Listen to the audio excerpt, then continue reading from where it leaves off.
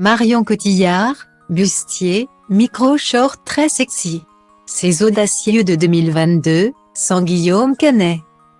L'année 2022 a permis à Marion Cotillard, qui a fêté ses 47 ans le 30 septembre dernier, de montrer les univers très variés dans lesquels elle évolue. Une année aussi marquée par l'absence de Guillaume Canet à ses côtés. Et à chaque fois, elle a révélé son goût pointu pour la mode et un style affirmé. Qu'on la croise sur un tapis rouge, à l'arrivée d'un défilé chic, lors d'un photocall assailli par les flashs ou encore au cours d'une manifestation. La mère de Marcel et Louise, née de son couple avec Guillaume Canet, choisit scrupuleusement ses looks. Une passion parfois en contradiction avec ses principes écologiques. Retour sur l'allure Cotillard. Marion Cotillard est l'égérie de la maison Chanel et plus précisément du parfum numéro 5 depuis 2020. Après avoir été longtemps celle de Dior, l'actrice arbore donc à chaque sortie officielle une tenue de cette marque. Les styles varient toutefois radicalement. Style diva place Old A1 et A1, 8 300 px, minimum et 250 px, at media screen end, minimum 8. 990 px, div. À place Old A1 et A1, 8 620 px, minimum et 350 px, style.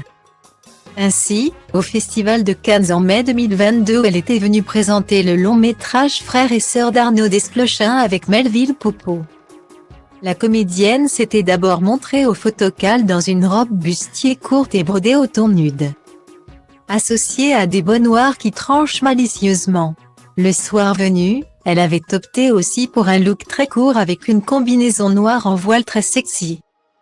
Surtout lorsqu'elle a monté les marches vers le grand auditorium Louis Lumière puis qu'elle dévoilait les courbes sensuelles de sa silhouette de dos.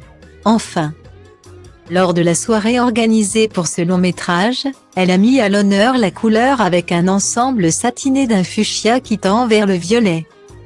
Des tenues courtes, Marion Cotillard en a également arboré une pour le défilé de mode haute couture automne-hiver 2022-2023 Chanel à Paris le 5 juillet dernier avec un ravissant micro-short et un chemisier rayé à plastron fleuri.